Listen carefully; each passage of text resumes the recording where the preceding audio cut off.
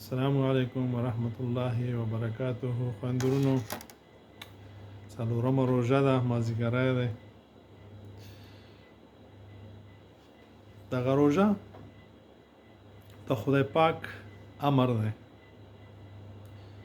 اول مونځ دی، بیا روژه ده. که چېرته موږ او تاسې دغه روژه په خوشحالۍ باندې داسې روژه ونیسو څنګه چې خپل خدای د موږ نه غواړي، نو امر به هم په ځای شي او څه چې خدای راکوي هغه نو ډېر زیات دی.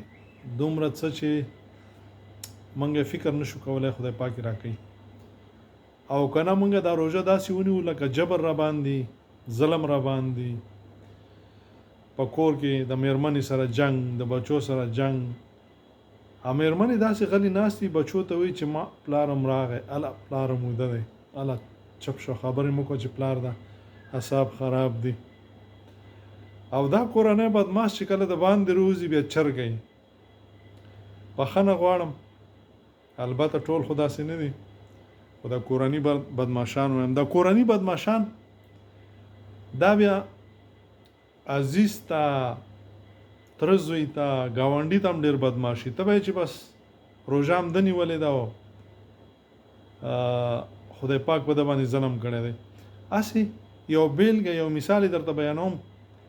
سرکاري مامورین یا په هغه کمپنیو کې، په هغو یا نوکران څوک چې کارونه کوي، چې هغه په یو کمپنۍ کې کار کوي او د هغه رئیس چې دی، شیف سیټ چې دی، هغه دته دنده وروښي چې دا به کوي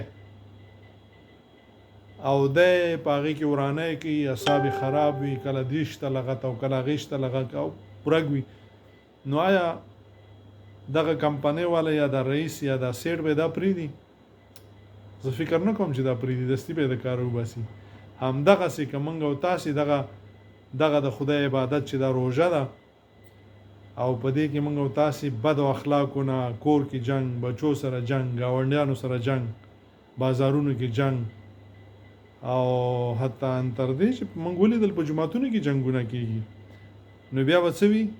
روژه خو به د نیولې وي، اجر به یې نه وي، ځکه چې د خدای امر به د نه وي په ځای کړی. دا به شین زور وي او په دې باندې به هغه اجرونه نه وي څه چې خدای غواړي چې موږ ته یې راکړه.